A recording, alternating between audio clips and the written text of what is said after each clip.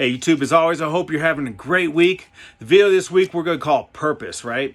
You know, God, in everything he does, he has a purpose. There's nothing he does without a purpose, without a reason. And in the same way, we as humans, me and you, we have a purpose for what we do. Yeah, we might say it's a different reason than what it really was. Or we might say, I don't know why I did that. But we had a purpose, a true purpose. We know it. Maybe others don't know it, but we know it. It might not be a good reason, but there's a reason, right? So I want to ask you, if you call yourself a Christian, if you do good things, right? What is your purpose behind it? What is your reasoning behind it? You know, God, like I said, he does everything for a purpose. It says when we get saved, he sends his spirit to live inside us. But why does he do that? Well, we read in Ephesians 1:14, it says this in the first part. And we'll read the whole thing in a minute, but we're going to start out with the first part. It says, who is a deposit guaranteeing our inheritance? When I think of leaving something, putting a deposit down to guarantee something, I think of going to a pawn shop. When you go to a pawn shop, you bring them something to get money out. Usually, what you give them is worth a lot more than the money you take, right? But it's a guarantee that you're going to come back and get that, right? It's a guarantee that you're going to come back. So what it's saying here to me is that God put his spirit down as a deposit. He's saying, I'm leaving my spirit here to guarantee that I'm coming back. But not only that, to guarantee that you're saved. Because if my spirit's inside you, then you're saved, right? It's a guarantee of that. But why does he have to guarantee it? It's until the redemption of those who are God's possession to the praise of his glory. Until the redemption of those.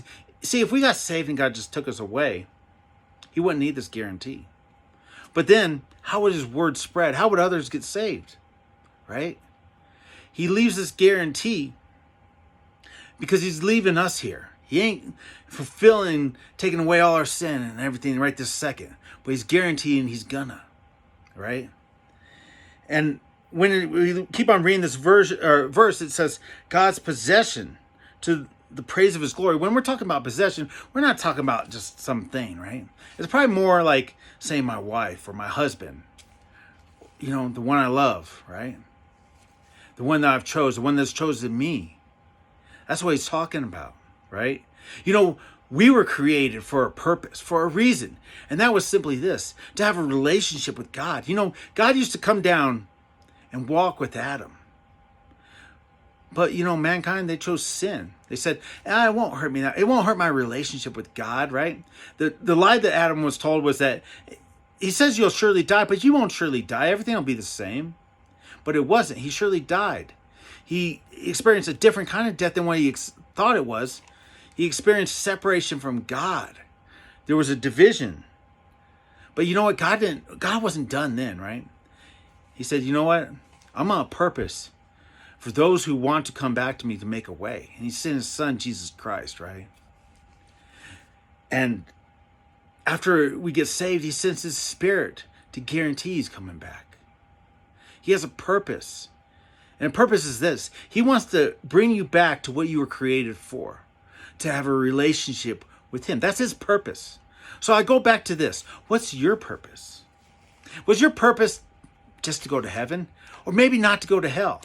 Maybe it was because someone you cared about said, hey, you have to be a Christian to be married to me. What's your purpose? You see, we read in Luke 16:15, it says this, and he's talking to the Pharisees. Jesus says, he said to them, you are the ones who justify yourselves in the eyes of others, but God knows your heart. What people value highly is detestable in God's sight. If your purpose is not true, God's not going to believe that lie that you don't know why you did it. Or that you did it for a different reason. He knows your heart. He can see your true purpose. Is your purpose for gain for yourself? For how other people might view you? That's detestable in God's sight. That's no good. That's worthless. Or is it to have a relationship with God? See, God did everything because he loves you and me. And he wants you and me to spend eternity with him. But you're the other side of that. What do you choose? What is your purpose? We have to choose, right? I hope that your purpose is to have a relationship with God. And if you do, I guarantee you that God says that he sends his spirit to live inside you. And we go even further. What about the things you do right? Or the good works you do? Do you do them because you want to look righteous or holy? Or do you do them because God lives inside you and you want him to be glorified? I hope it's the second one. In the same way, it's the same thing with our purpose is why we're saved. Is it because of God? Or is it because of man? Is it because of how we want to be seen? Or is it because we want God? What is your purpose today? That's a good question, I think. That's a very good question. What is your purpose in everything you do? Because God knows it, whether you want to admit it or not. Have a great week. I'll speak to you next time. And if you don't have the right purpose, figure out what you got to do. Figure out if you want that kind of purpose in your life, because that matters. Have a great week. I'll speak to you next time.